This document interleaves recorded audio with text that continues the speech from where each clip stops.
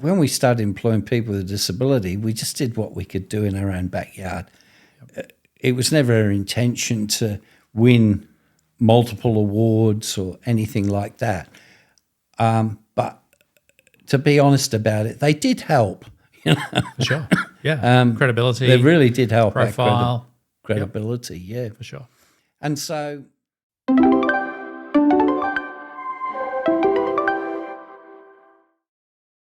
Hey, welcome back, everyone, to Monday Movement, where we have deep conversations with Christians who are called to the marketplace. And I have a bit of a rock star today. So a good friend of mine I've known for a couple of decades and I have the deepest respect for. He's done some phenomenal things. Steve Bennett, he was the founder of BenBro and has been awarded by so many different entities for his work with disability services and helping people with disabilities in the employment world. Steve Bennett. Wonderful to see you. Thank you for coming back. Thank you, Mark. Enjoyed talking to you on the Lead Well, Live Well, a bit about your leadership journey, the business journey, and the influence that you've had. But as you mentioned during that your faith is super important to you. Yep, absolutely. We'll come back to that a little bit, but maybe just get a little bit of background on you first. So, Order of Australia. Yep. So, what was that all about? They don't give those away just to anybody. No. I got the Order of Australia because I set up an organisation called Employers Making a Difference, which predominantly encourages employers to employ people with disabilities. So I was nominated for that after having won the Prime Minister's Employer of the Year award a few times. Yeah, just 4 times, Steve. Just 4. Yeah, 4. Yeah, and then the Prime Minister inducted us into his Hall of Fame. Yeah, and then actually on the same day, he awarded us the preeminent award of the Prime Minister's Employer of the Year award, which was 3 categories: small, medium, and large business. Over, I think it went for about 15 or 20 years. So amazing. He was pretty impressed by what we'd done. So he gave us an award which had never been given before, which was the preeminent award. So which put us above everybody. So yes, I was very humbled. I know, I was proud of your humility. No, look, I know you don't like talking about those things, so I thought I'd just launch in with that. Can you tell us a little bit about just a snapshot on BenBro and how they got started? How did you get into the entrepreneurial game? Yeah, well, firstly, I'd just like to say about the awards that, to my mind of being a Christian, you behave in a manner which is, or in my opinion, should be in line with Christ's teachings. Yeah. So to be awarded an Order of Australia, I was honoured to have been awarded it and to have won these Prime Minister's awards and etc. It's sort of a little bit like being awarded for paying your tax or, doing the right thing. To my mind, that should be normal as being a Christian. It shouldn't necessarily be out there in your face. So that's a good point, isn't it? Like, that's the fruit. We should be having an impact on those around us. Yeah, we should be living at a level that's having impact, whether that's social, business, faith, whatever sector or sphere of influence we're in. Yeah, and I think, Mark, I've said to you before in the past, many people would say, Steve, you're not the world's greatest evangelist. Well, actually, that's true. But my answer to that is well, look, if in looking at me and being around me, you don't know that I'm a Christian, then I've got a problem. Yeah, that's true. That's so true. Yeah, that's so true. So coming back to your great point, but coming back to your start of your entrepreneurial journey with BenBro, how did that come to being? Well, I guess it all really started. I emigrated to Australia on my own when I was 16 with an organisation called the Big Brother Movement. I arrived in Australia, didn't know anybody, got a job as a jackaroo, and went jackarooing for the first 4 years. Then my parents came out to Australia with the rest of the family 4 years later. They emigrated as well. My dad had previously been in the British RAF. He'd had a major accident when he was in 1959 where a box of detonators, he was an armourer at the time, box of detonators exploded and he finished up with a face full of shrapnel and lost finger ends, lost an eye, had extensive burns. And so he became, although he stayed in the RAF, he became a person with a disability. Yep. In the RAF, that's fine because the guys look upon their mates as being there, but by the grace of God go I. Yep. It could be me next week. So you become, I guess, in essence, a bit of a hero. But you're taken care of, and as my dad was by his mates and those around him. He was CASI-evac'd from Cyprus back to RAF Halton in the UK. My mum was pregnant with my third brother, so she couldn't move for another 5 or 6 weeks. And I can actually remember the flight coming back with her because we actually got stuck in Malta because there'd been bad weather.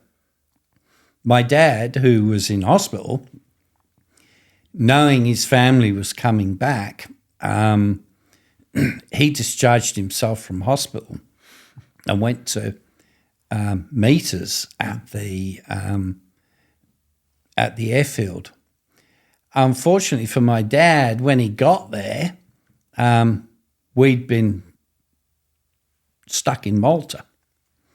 So my dad, with a face like something from a horror movie, went to several boarding houses to try and get some accommodation for the night. Unfortunately, those people, when they opened the door, were pretty horrified at what they saw, and they just shut the door in front of in his face. So Dad finished up going to the local police station where, just by chance, I think not, there was a Spitfire, a guy who'd been a Spitfire pilot during the Second World War, had also been burned and had a fair bit of experience around other people who'd been maimed and burned, and took my dad under his wing, took him to a lady who had a boarding house and said, could you take care of my this young bloke? He's an airman and he's been burned pretty seriously. And she said, come in, love. Now let's make a nice cup of tea. Right, fantastic. Awesome. So great hospitality. Yeah, so that was where things started. We came to Australia, my brother came. So that obviously had a profound effect on you. Did, yeah. At a young age. Would have been very traumatic. Very traumatic. Yeah. Yeah. And, remembering my dad, I mean, look, I guess in some respects it was much easier for me. I grew up with my dad like that. I didn't know him I grew up with him with finger ends blown off and shrapnel in his face. I didn't ever notice it. Yeah. But the kids at school used to say to me, oh, your dad's funny. He's got black currants in his face, because he had very blue carbon burns in his face. But he had a huge amount of plastic surgery. and had, they patched him up the best that they could. Yep. And in the end, by the time he died, he was actually looking not too bad, but he grew a beard and hid a lot of it. And so, or obviously you can't hide your missing fingers. No. Not that he needed to. But so when he came out to Australia, I saw him while he was in the RAF, he was fine. As soon as he demobbed, left, came out to Australia, started trying to get jobs. It was very, very hard. Not because he wasn't talented, but simply because of the way he looked. Yeah. And I remember one day finding him at the bottom of the garden crying. And he said, "Son, I really don't know what I'm going to do. I mean, this is 140 jobs I've applied for. Wow. And I'm getting interviews, but I'm just not getting a job, So that had a big impact when you started BenBro? It did, yeah. And so when we started BenBro, my brother and I, we were sort of drawn to the fact of our father's plight.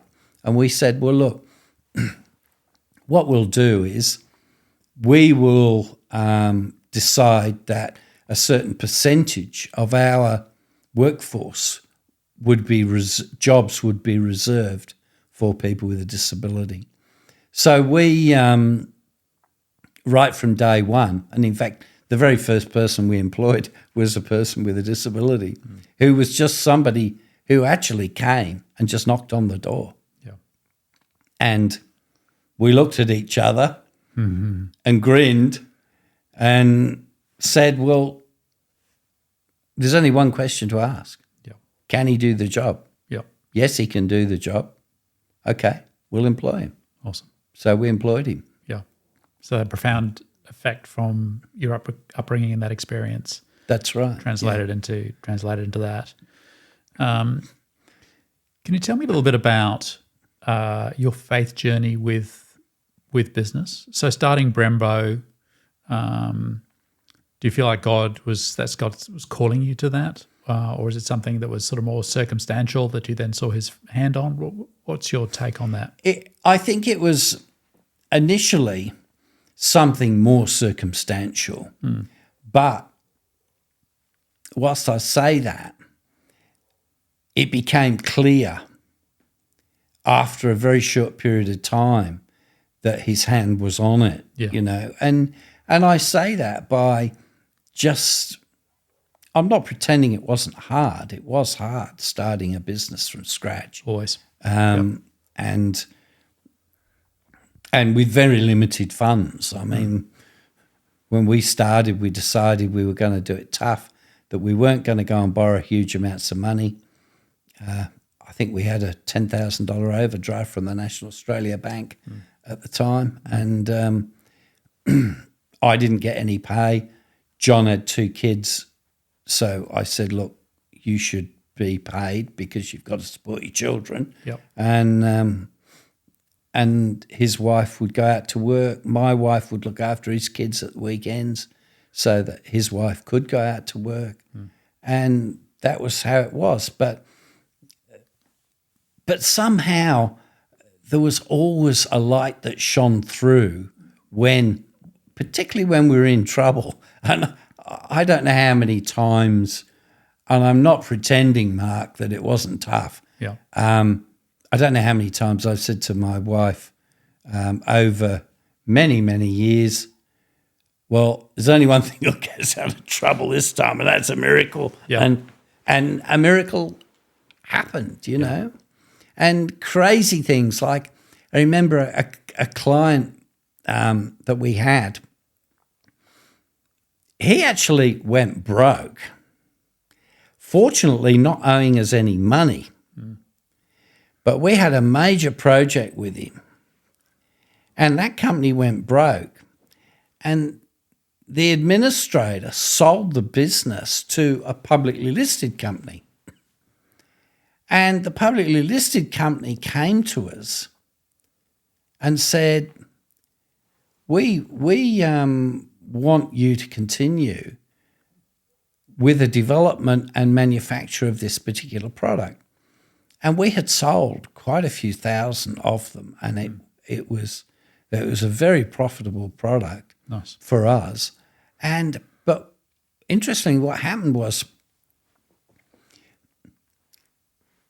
everything that was left over from that sale went to auction. So the company that bought them bought the business, but not all the parts. Right. Well, a guy that I had never met in my life rang me up one day and said, "Can I speak to Steve Bennett?" And I said, "Yeah, speaking." He said, "Look, you don't know me, but I know you." He said, "I know you do a lot to help people with disabilities. Now, I happened to be at an auction a couple of days ago, and I bought a truckload of stuff that might interest you." And I said, "Oh, what makes you think it would interest me?" Yep. He said, "Well, this is the product." He said, "There was about 1,000 of them, and there were all these parts that clearly are there that make up that product." And all of a sudden it dawned on me. He said, "Look," I said, "Well, how much do you want for it?" "Oh, no, nothing." He said, "Count this as a win for the little guy." That's so good.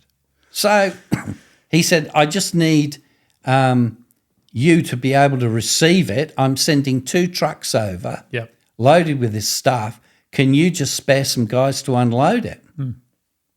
So we unloaded that stuff. Well, just to give you an idea, we got $15,000 for the scrap aluminium. Right. The product we resold to the other company. Yeah. We put $245,000 in the bank. Fantastic. That was just a huge, huge blessing. So good. Isn't it interesting that there was a third party who observed what you were doing? Like, we get watched, don't we? People see what we do. People do notice what we do. I think having that relationship with the Lord needs to be translated into some sort of impact in the sphere of influence that we have. Yeah. And I've certainly seen that in your life where, you started with, as you said, with one guy knocking on the door. Yeah. Ended up, 25% of your workforce disability, and then you started an organisation to help other people do the same. Yeah. Do the same thing. Do you want to give us a little bit of idea of what that was about and where that went? Yeah, sure. Well, we what happened was we were nominated for the Prime Minister's Employer of the Year award, and look, when we started employing people with a disability, we just did what we could do in our own backyard. It was never our intention to win multiple awards or anything like that. But to be honest about it, they did help. For sure. Yeah. Credibility. They really did help. Profile. Credibility, yeah. For sure. And so after we'd won the first Prime Minister's Employer of the Year award, and that was for small business, and that year I'm told there was over 600 nominations. So, and to be chosen out of that number just blew me away. But anyway, having won that, I was pretty unsettled in terms of that I felt a responsibility. And, what could we do with this? How could we make an impact? And essentially we had 12 months to do it until the next Prime Minister's Employer of the Year award. So I happened to be on a picnic actually at Manly Dam with my wife, and I fell asleep on a blanket. And when I woke up, I knew exactly what we needed to do. And that was we needed to approach larger businesses with companies like Westpac, McDonald's, the National Bank, American Express, companies like that, and connect directly with their CEOs and get them on board. Do you think that was a bit of a divine revelation? Definitely. Yeah. No question. Because that's a big call, like small business, to go, I'm going top end of town, knocking on the door of the good and the great, and getting it going and having that influence. Particularly Mark, move. when they employ more people in their tea room than we employ in total. That's right. That's right. So how did that go? Well, look, we got a team of people around us. I rang up some people who I thought might be interested, and almost got killed in the rush. I mean, there were so many people who I spoke to who wanted to be a part of it, which really surprised my brother and I. You know, we sort of thought maybe one or two would, but no, they thought this was a great idea. Yeah. And even when we went to see David Morgan, and, you know, he was on board straight away. Yeah. And thought it was a great idea. And I remember we had we actually had we put on a breakfast at the Westin Hotel in the city, and we invited a large number of CEOs, and it happened to be on that dreadful day, September the 11th. Oh, wow. And driving in to the city at 4:00 in the morning, hearing what was happening on the news and thinking, you know, here we had 200 people turning up at this breakfast. Yep. How many are actually going to be there? And how do you get through to an audience when there's this happening in the background? Yeah. Fortunately for us, there were only about 15 people who cancelled. And Well, that says a lot. I mean, because that did turn the world upside down. yeah, And business leaders were just on deck for sure. Yeah. So that you had the fact you had that turnout shows the dedication and the buy-in. yeah. So, and at that breakfast, actually, I went up to, after the breakfast, after I'd spoken, and we had a few good speakers there. Simon Reynolds was amongst the speakers there. And Guy Russo came up to me afterwards, who was the CEO then of McDonald's. Right. And Guy came up to me and said, "So, how much do you want?" Yep. And he's got his checkbook out. "Don't want your money, Guy." Oh. And he said, "Pardon?" That's the So, first ever response of that kind. No, I'm not after your money, Guy. I want your mouth. I said, "I want your mouth and I want your heart. I need you to be able to speak to other CEOs. You've got a profile, you know. Come and visit us. Let's have a chat, you know." Anyway, I had a couple more meetings with him, and he could say, but he said, "It's the first time anyone's ever back my money." I'm sure. But Indeed. So you got a lot of buy-in, a lot of favour, a lot of support. IBM were amazing. You know, IBM used to run our finances. They had an accountant that used to come and do all our books and the whole bit. Yeah. McDonald's were incredible. They used to put together all our packs and everything. You know, I mean, there were so many businesses that were so involved. And I guess in some respects I get frustrated when I hear the criticism of people criticising some of the larger businesses as being only in it for the profits, and because they clearly aren't. And that's certainly been my experience of the generosity. Yeah, that's a great insight, isn't it? Because we do tend to big bad corporates, profit, etc. But there's a lot of good people in the midst of all that. There is. Yeah. There's a lot of good people in business. There full is. stop. There know, is. I think. Yeah. You know, And Christian or not. You know. Yeah, absolutely. Yeah. Absolutely. So you got favour with the corporate world. You got favour with politically. Which, Yeah. So what did you see the fruit of all that as far as impact on the people looking for work with disability?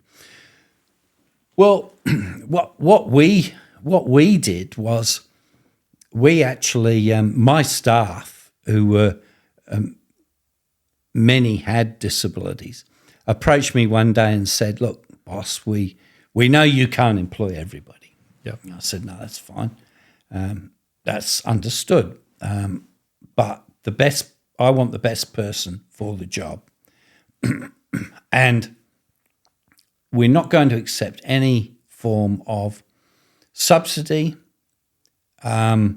because that demeans the person who's got the job." And many times they think, "Oh, well, as soon as the subsidy runs out, the job will run out with it." Yep. It doesn't help their self-esteem. No. I want the people who worked at BenBro to know that they were the best person for the job and they won it on their own merits, that there was this wasn't charity. I don't feel sorry for you. Dignity comes with it. Yeah, that's right. And so they actually approached me and said, "Well, look, how about we've got friends who have disabilities.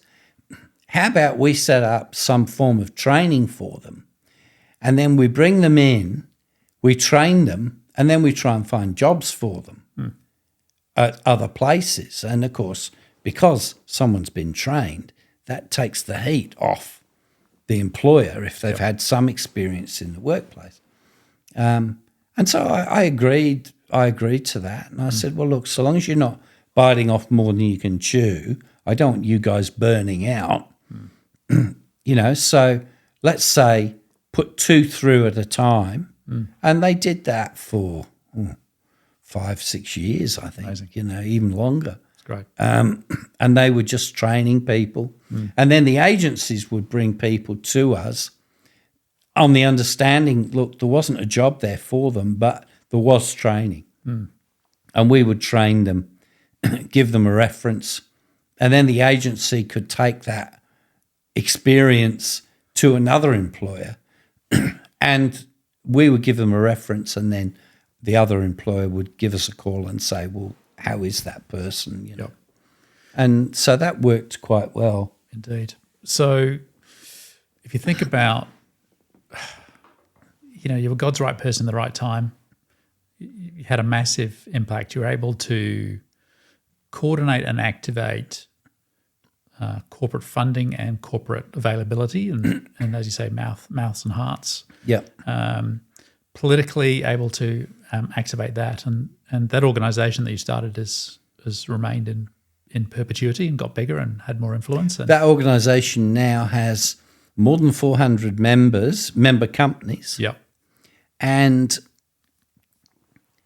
I believe those member companies employ about 20% of the Australian workforce. Yeah, amazing.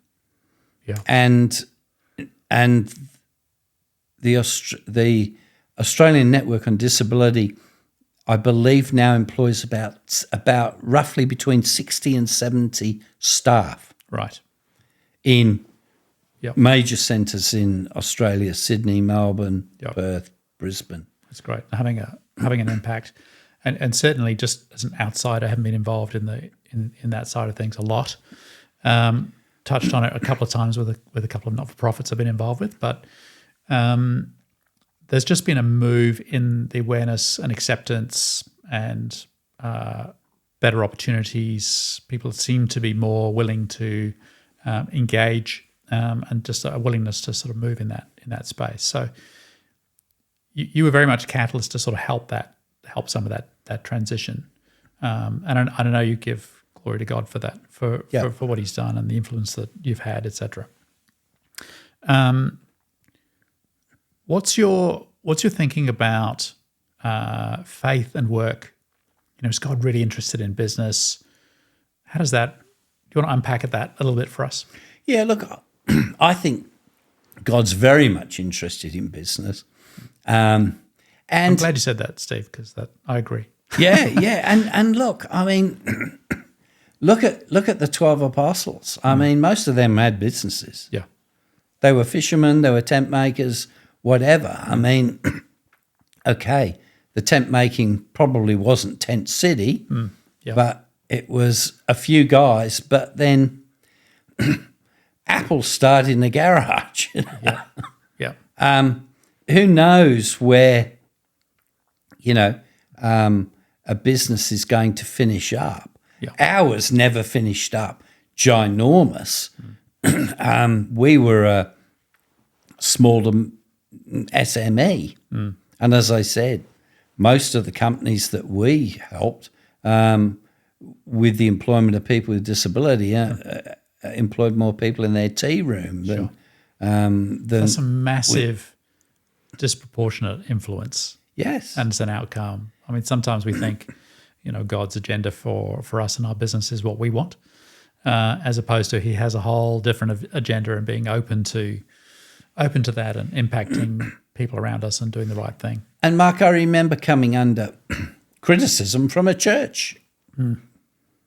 Well, how many of these people? Yeah, it's all very well employing people with disability and doing what you're doing. Yeah. How many do you lead to the Lord? I looked at them and said, look, my job is to get them jobs. Yeah. If you're the evangelist, your job's to evangelize. Yeah. I've never been the best evangelist. Yeah. Far from it, you know. Yeah. But I am good at getting people with disabilities jobs, you know. And that was what God chose me and my brother to do. Yeah. And that's what we did. And I have to say, it took me a little while to come to terms with that because, as I was being challenged, I'm thinking, well, hang on. Yeah. How many am I leading to Christ? But then it was very funny because I got an invite to speak at a conference in Melbourne. And on that day, I actually did 2 conferences, one in the morning and one in the afternoon, completely different. Anyway, I went to the one in the morning and it was very rushed, the whole thing. And I remember the plane was late and it was touch and go whether I was going to get there on time. So I was pretty flustered. I got in there, got up on the stage just as the clock struck when I was supposed to be speaking. And I just started speaking. And it was like I was almost in a dream. Yeah. And I finished, and before I knew it, I'm looking down, and every single person was standing and cheering. Some were standing on their seats. Yeah. And it was surreal. It was like I wasn't even there. And I'm thinking, what just happened? Yeah. And then a lady at the front turned to a friend and said, Doris, I told you he was a lovely Christian boy. That's right. And I thought, and as I came off the stage, she said to me, she came up to me, and I was really embarrassed, and she came up to me and she said, I've never heard the Holy Spirit speak so strong, and I was just blown away. I couldn't even remember. Love it. Essentially what I'd said. I just got up there and spoken from the heart. That's great. That was it. But There's something in that, isn't it, where if we're available and positioned and surrendered to him, and then he uses us. If we're willing to operate with excellence and integrity and do the right thing in the right way, it seems to open up the opportunity for him to use us and bless us and have an impact on those around us. On those around us. Sometimes that's leading people to the Lord, but I think the gospel and our role in creation, if you like, is more than sometimes is presented. So if we're moving things from darkness to light, if we're looking after widows, orphans, poor, if we're sitting next to rich business people and helping them in their world, then it's all part of what we're called to do, demonstrating the gospel, moving things from hell to heaven. Yeah. I think we do, in the midst of that, need to share the gospel, but if we're hammering it all the time and not doing anything, we're just inoculating people against Christ. If we're demonstrating that, living it, and people look at our lives and go, "What is it about you, Steve Bennett?" Yeah. Then we get that opportunity. It's sowing seeds. It's laying the path. It's wonderful when we get the opportunity to share and people come to the Lord. But it's part of the body's responsibility. Some people are much more orientated around that. That's what they feel really, really called to. Other people are the hands and feet out there doing the right thing. So we're all part of the body. 100%. Yeah. Totally are. And some have got some jobs to do and some have got others to do. And what you need to do is do the bit that you're called to do. If everybody does that, we'll get it done. we'll get it. We'll get it done. And look, there's been times when I've thought, wow, Lord, have you really called me? Because I mean, in those early days, I mean, I remember having to go to Canberra. I mean, we used to meet with quite a few parliamentarians because we were sort of lobbying a fair bit, but we didn't employ lobbyists. We went and lobbied ourselves. And, oh, boy, I'd have a meeting. I remember probably the meeting that I feared the most was with Amanda Vanstone. Right. And yet I thought, this lady's got teeth. I was scared of her, I have to confess. The most loveliest lady I've come across. There you go. I walked in, she said, "Congratulations on what you guys have done. This is fantastic. I love it. I love your heart." And we were just in this place where we just got on, you know. Yeah. And I was thinking, weeks before that, as I was preparing, oftentimes, I mean, I'd be dry retching in the toilet. I'd be so nervous about certain things, you know. Yeah. But you just have to believe in God, believe that that's what He's called you to do, and push through. Yeah. And that's what He can turn the heart of a king. Like He can give you favour, open extraordinary doors. Yeah. And if I look at your story and the influence that you've had, it's got God all over it, and also a lot of hard work and resilience. And often we talk about God's favour and we think things just sort of turn on instantly, but in the midst of that, there's often a lot of resistance and resilience required, and you've got to push through, and you've got to do the 100 coffees and do the phone calls and make sure you're doing your part. Sometimes I think we downgrade that, but we co-labour, I think, with God. So I was the chairman of the organisation for the first 7 years. Yep. Through its infancy, and then my brother took over, and he was chairman for about, I think, the next 6 years, and 6 or 7 years. And so between us, I mean, obviously, it started to take so much of our time, but we still had a business to run. Yeah. So we couldn't both be committed to the organisation at the same time, Yeah. And in the early days we were, and our business suffered a little bit, I'm sure. There's often prices to pay, and in order to be able to do the sorts of things that you've done, for sure. Yeah, and just the pure investment in it, financially, although wasn't our intention originally. Let's put it this way: I'd have been a lot richer man financially, not in other ways, but financially. Yeah. God has that slightly different agenda, doesn't He? We absolutely. Businesses are there to make profit, and that's a good thing. Yeah.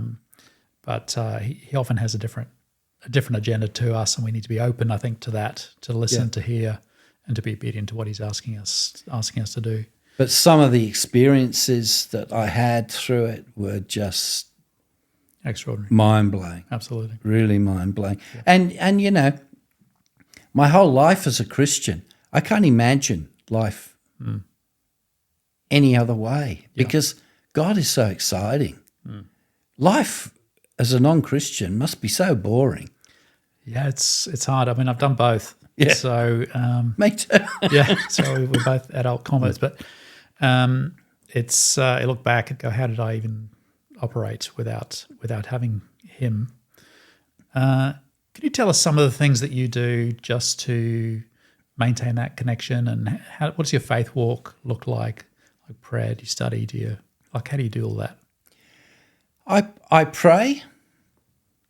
I read. I read a great deal. Yeah. And I like to read other people's walks and experiences, and I like the real life walk, you know. It's pretty funny actually, because when I was a kid, my mum and dad always used to joke about. They used to ask me what I wanted to be when I grew up, and they always used to laugh because they always said that I used to say, "Oh, I want to be a missionary." Right. Yeah. Yeah. I always wanted to be a Livingston or something like that in the depths of Africa. Yeah. And so, as part of our journey, I mean, we've done a lot of things, not just work with people with disabilities. We've worked in Africa. We've worked with missionaries in Africa. We used to go over there for short stints of 8 weeks, 3 months. Yep. My wife has done. Susie is a microbiologist, and she's also a qualified counsellor. So she's worked in refugee camps in Indonesia. My factory built a lab which we shipped over there, and she went and tested the camp for malaria and TB, and taught the locals how to run the tests themselves so that she could extract herself from there. She went to Kenya with Brian Maguire, Helen Maguire's. All right. Susie and Helen went to Kenya. Yep. And Susie counselled some school teachers that had been affected by the Lord's Resistance Army and had some pretty horrible experiences. We spent, Susie and I spent time on Palm Island on 2 occasions for a couple of weeks, worked with the Aboriginal people in Townsville. Amazing. Various things that we've done that we've just... And to me, the overt missionary service things, what you've done with disability is the same as far as its sacredness. God's called you to both. I think we are called sort of to both, aren't we? But I think sometimes we downgrade what God calls us to do every day, and yet that's our sacred calling, that's our vocation, that's the expression of who He's created us to be. But also we have a responsibility, I think, to the body and to serve and to serve and connect into a local community, and also do things like you're talking about that Susie's done. She's amazing, by the way. She's great. She's a lovely, amazing person. I never would have gotten through without her. She was the one who would lean over in the middle of the night and just put a hand on me and say, "You can do this." No, she's awesome. She's great. Because there's a few times, believe me, I couldn't get out of bed when I was under pressure. Yep. And she'd say, "Come on, get up." It's awesome. So good. Get to work. You can do this. Get back into Get to that talk. I'm believing in you. I'll drive you. I'll pat you on the head. I'll kick you up the backside if you need it. Bit of both. And she did. Nice. I love that. And same as your wife. Helen's the same. She's the same. Yeah, good. No, they're good. I mean, we're very blessed men. We've done well, Mark. We've done very well. And we we both married out Out of our league. Out of our league. We did, Well we out did. of our league. We did indeed. We did indeed. I'm glad you noticed that. Just before we finish, any advice or tools and tips for someone who's a Christian in business or feeling called to the corporate workplace, who's kind of wrestling with faith and work and how that all works? Any ideas for them? Yeah, integrity. Yeah. Look, I guess over the years I've had a fair bit to do with other businesses. Some run by Christians and some not. And I have to say, some of those run by Christians are not very much different to some of those that aren't run by Christians. Unfortunately, very true. Yeah, and it is just so important because people know and they notice, and your bookkeeper notices, your staff notice, your accountant notices. 100%. There's so many people who are just not honest. Yeah. And there are plenty who are. Yeah. Yeah. But don't be one who isn't. No. Because it's just hypocrisy, you know. For sure. And apart from the fact that I want to be able to sleep at night. Yeah. And when you do be in a situation where somebody is being dishonest that you know, call them on it, you know. Yeah. And I've called them on it, and in fact I've left 2 situations where I've just walked away because and wiped the dust from my feet. Yeah. Because I've seen the dishonesty of some of those who are professing to be, you know, and I'm not saying that we all sin to a certain degree. Yeah. But you know, it's just so important to be integrous. Yeah. I think there's a couple of things that inform that. One is making that decision before you have to make the decision.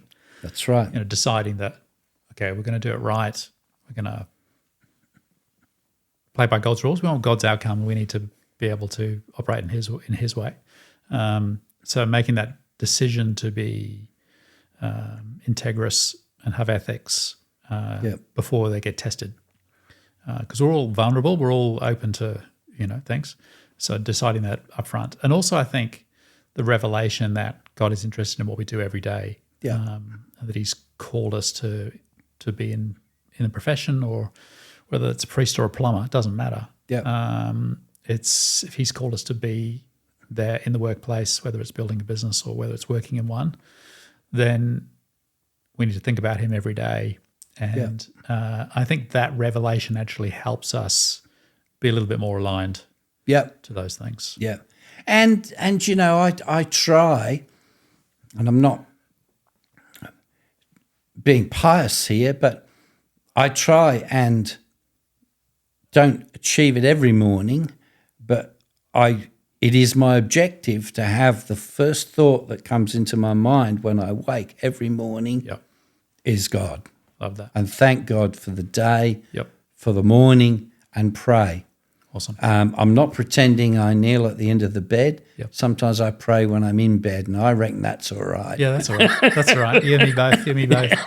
But sometimes my prayer is when I'm still in bed. Yeah. But and sometimes I pray in front of my computer and read. Sometimes I pray down the beach, you know, and sometimes I just look at that woman I married and I pray and thank God that she's just still with me. So good. And you know our recent story where I could have lost her, and I thank God that every day that I didn't, you know. Yeah, absolutely. He's faithful, man. He's Yeah, good. absolutely. That's a great note to finish on. Let me just your book. So Steve has written a book called More Than a Conqueror. Yeah. And if you've enjoyed some of the stories and things today, then just reach out to us and DM us, and we'll put you in contact with Steve. Awesome read, great story. There's a lot of stuff we didn't cover today, Steve. You've got such a massive Thank you, Mark. Massive history.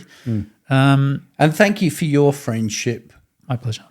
and inspiration. Oh, you're welcome. I always enjoy connecting with you, and always got a lot out of our relationship. And it's been incredible to see the legacy that you've had and what God's done in your life. Thank you. Steve, thank you. God bless you. Thank you. Good to see you. Yeah, thanks. Thanks, man. Bye. Cheers.